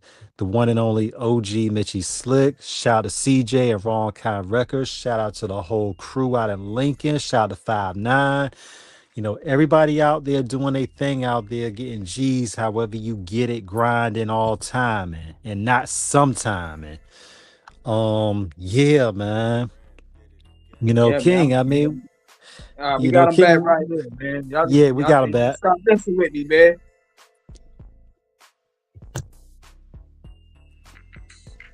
Hey. Yeah, Yeah, we got him back. man. But Hey, yeah, I that was gonna last shoot for the question. What was last. that last question, bro? Yeah, I was gonna ask that question. How were you able to make that transition from rapping to potting with ease? Because that seems like to be the new wave now. You know, in the streaming era. Hmm. You from rapping to what? Podcasting. I call it Okay. potting. Potting. I don't know if I made the transition, homie, because I just be chopping game. You know what I'm saying? Like, I just speak my story, homie. I ain't really dove all the way into the content game and all that, but I'm starting to learn about it, and I'm seeing that that's the new wave. You know what I'm saying? I don't know. I might make me a reality show or something with some actors or some shit. I don't know, but I know that's where the wave is. The damn streamers is more popular than the rappers nowadays. You know what I mean? So shit. But yeah, Now I we don't know, do. bro. I just do me, man. I ain't figured that part of the game out yet, but I'm learning. Hey, we'll be happy to help you along the way with it. Now we do got to ask you about this. The Everybody Hates Mitch album, you and Sir Veterano, a great slapper. Got the first run with you and him signing it, and I was so happy to pay for that and support. Oh man, I How did you and appreciate him? that from you, fam. Yeah, man.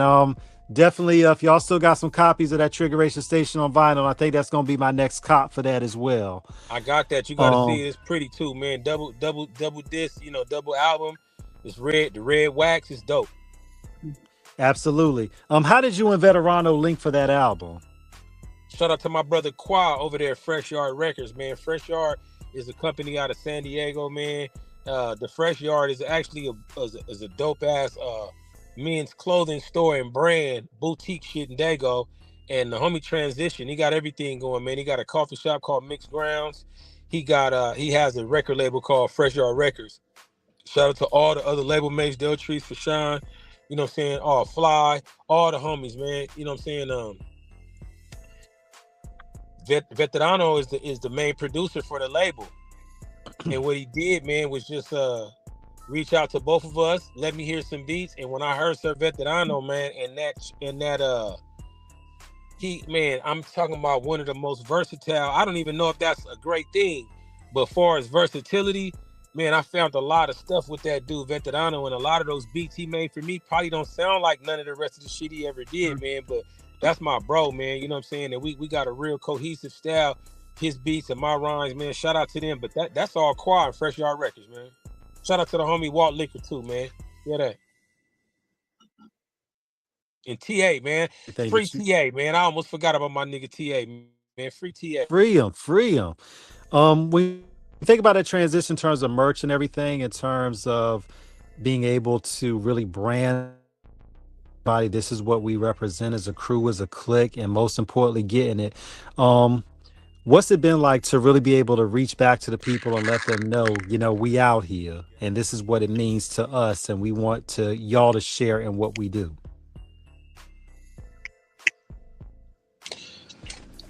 Run that question because I want to be thorough about my answer to that.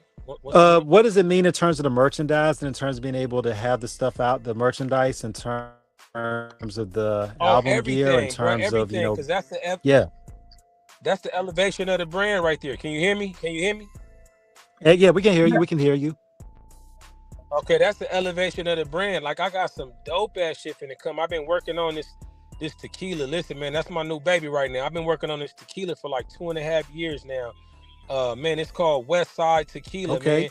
And you're about to start seeing the stuff that we branded with. And this ain't just me finding some shit. Nah, man, we actually went to Mexico, man, and dealt with some distillers down there and got some of the best stuff we could find down there, man. And we about to bring something to the market soon. Make sure y'all check for that, man. Y'all gonna be really happy about that and for the tequila drinkers because it's the real deal. But yeah, man, I got a tequila, man, West Side Tequila. And I don't know if you've been paying attention, but for the last 10 Hmm. years, man, I've been in the legal cannabis game one way or another, whether Yeah. it's performing at events or doing collabos with companies. And I finally got something that's real strong right now. And I like to say, good looking. And man, I love the partnership I got going on right now with Classics, man. Classics is one of the biggest vape companies in California, man. If y'all ain't heard about them, you should. And if you vape, it's some of the cleanest, best products. And I chose to rock with them, man, on bringing a couple products to the market. And the first one I did was a dope infused pre-roll. It was called the Bandy Paint. It's very dope, man, product. And then the second product I got that's out all over California right now is the Green Cat Vape Pen. Straight up, man. It's something I'm telling you, it ain't just my name slapped on it. No, I had to do with the creation, production, branding, marketing, and all that of the product. And it's extension of me and what I like, man. Because I'm most definitely a cannabis supporter, user, but not just to get high, man. I done studied the plant and seen a lot of medicinal uses that cannabis has done for people that was around me and people that I know. And so, man, I'm with God's gift all the way, man. But yeah, them is just two things I'm bringing to the market aside for the albums I'm doing. And that's the transition for me, man. The rapping is cool. I did my thing. I love it. I hop on whatever with whoever, you know what I'm saying? They got something classic to make. But man, I like the structure of the work that I put down for all them years. And man, it's really time for me to really focus mostly on some of these other things that I found a joy doing. You know what I'm saying? And right now, most definitely the tequila and most definitely the cannabis game, homie, is where I find is my next niche, man. And everything I've been putting out has been quality product, man. I hope everybody go support. You got to come to California to get the cannabis stuff, but the alcohol gonna be everywhere. And if you got a club or y'all got some bottle service somewhere, holler at me. We about to start branding and marketing this stuff. I send you. Matter of fact, I got a few bottles for y'all too, man. Okay, Ah, I'll send CJ I'll send CJ my address. And look, whatever y'all want to send, we appreciate it. I mean, when you think about it, man, from the block to the stage, um, to moving the crowd, to the transition to business. I mean, you've done it all, man. I mean, you're still doing it. It shows that there's multiple hustles and that you can find your way in any one of them. And the fact that you're still a mechanic, because we know your Chevys are gonna be the baby no matter what. I got a project in the cut right now too. I ain't brought it out, but I got a little project. I ain't gonna tell nobody about, but I got some I'm working on right now. A little super sport I'm working on. Hey man, look, we seen the Corvette, we seen the Suburban, we know about the D's on seven. I mean, um cars, cannabis, classics on album, and cultured MCing. I mean, there's nothing that Mitchy cannot do, and we are here for all of it. That's love, Um man. I appreciate y'all, man. yo, man, doubt, look, man. We look, we're about to sign out of here. Once again, Mitchy, this has been a long time coming. We love you all. We thank you so much. Shout out to CJ. Shout out to the guys and girls out there in the Southeast. Dago, Lincoln. Much love from Virginia. Much love from King in North Carolina. And look, any of the young homies you want to bring on the show, man, in terms of they trying to get their music out. Tell Ryan, tell Oso, tell Matt. We would love to have them on, man. And I got how's the me face? little homie Skywalker. I got the little homie Skywalker. He about to tear him up right quick, man. Yeah, that. No, Absolutely. It's How's coming. me? How's me face? How's he? I know he was down for a minute. How's me? Does he? Me face good. He outside. You know, he doing his thing, man. You know, everybody around me about their business, man. You know what I'm saying? All right. Look, shout to Mob Boss. Shout to ECB, the whole crew, man. Tell everybody. Yeah, Ice we B. said what's Salute up. to the homie Ice B, man. Yeah, that's my Yeah, brethren. man. Yeah, that. Much love to the homies. Yeah, all the homies. Y'all know all the homies, man. That's what's up. No more. Yeah. Look, Yes, CJ sir. told you this won't gonna be an interview like you had before. We like to think we proved them right. Y'all did, man. Y'all was real thorough. I appreciate y'all fellas, man. No doubt, man. So, Look, yeah, then we definitely gonna keep in touch, bro. Hit me, man. I'm gonna send y'all this new album in a minute, man. All right. Absolutely. And we'll send you our info, our direct at our physical addies and everything. We'll go from there with it. Mitch, thank you again so much, and we'll talk to you soon. Much love, fam. Salute to y'all, man. Shout out to Absolutely. VA, man, in North Carolina, man. Straight up, man. I got homies out there, man. Salute to all the homies out there.